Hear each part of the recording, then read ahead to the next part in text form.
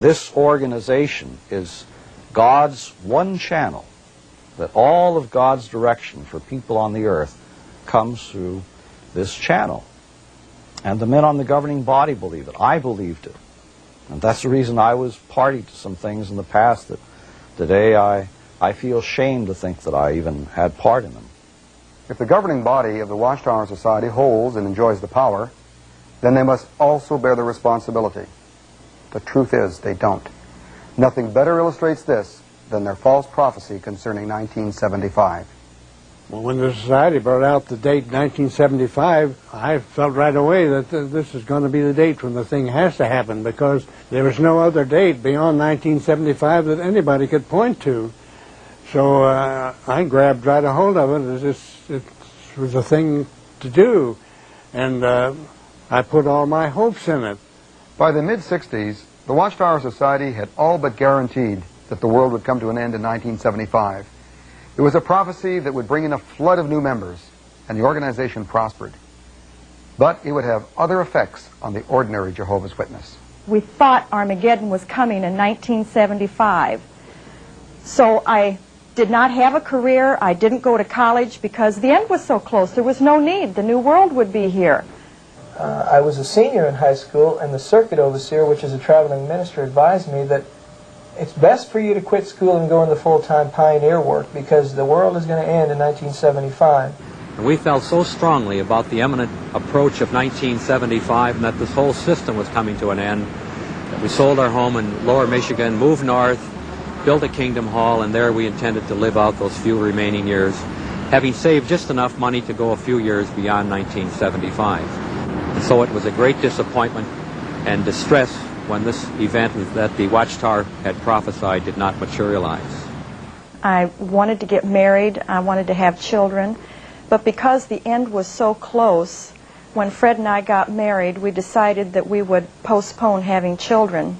So I believe we sacrificed a lot within the organization. Well, when the end of the world didn't come in 1975, and that prophecy of the Watchtower failed, I began to wonder if they were wrong on this, how many others are they wrong on? And once again, Watchtower fact was revealed as nothing more than contrived fantasy. Jehovah's Witnesses tried to get an explanation, but were unsuccessful. Apparently, for the governing body, nothing is so invisible as an unpleasant truth. Today, they are quick to deny their prophecies for the end of the world.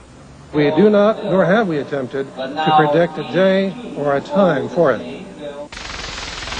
The history and prophecies of the Watchtower Society are easily revealed as fabrications and distortions by simply reading the material they've published from the beginning.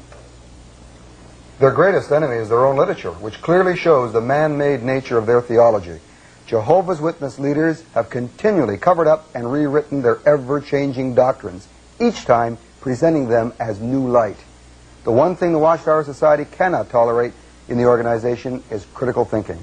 That's why they forbid their followers to read any material which might expose their deceptions. Really shocked me to my core was this, and every other Jehovah's Witness listening to this, is that we were so convinced that the leadership, the governing body, would never tell one lie. Mm-hmm. They would always speak the truth, yes, no matter what the truth was. Mm-hmm. That is a fabrication. It is a lie.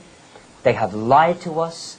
They have deceived us. And we have the documented evidence. And because we've spoken about it, we were silenced or threatened to be silenced. And that's what will happen to any Jehovah's Witness listening to this program. And he knows it in his heart.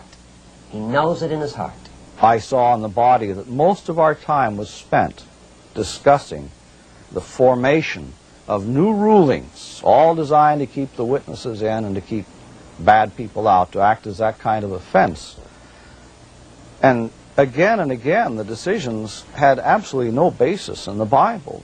The witness who breaks these executive commandments is subject to disfellowshipping, the Watchtower's word for excommunication. Jehovah's Witnesses practice removing those who refuse to conform to right principles from among themselves. The Bible refers to this and supports this practice as preventing leaven or false thinking or teaching from entering into the congregation. thereby maintaining its purity or its cleanliness. I went to a Christian church with my husband, and they disfellowshipped me for that. They believe that when you leave the organization, you go to the devil anyway, but if you ever join a church, this is the ultimate sin. They believe that it's committing spiritual fornication with the devil. In my job assignment at the Brooklyn Bethel headquarters, I would often process disfellowshippings which came in from all the various congregations in the United States, and they literally amounted to hundreds that would come in every week. It just shows the magnitude of the number of people that are disfellowshipped by the organization, and of course careful records are kept on all of this, and including all the intimate details of what the individual did, what kind of offense it was. Mainly they are sex offenses, but there are other offenses too, like smoking, perhaps celebrating the holidays, things like that, that people also got disfellowship for. If one actually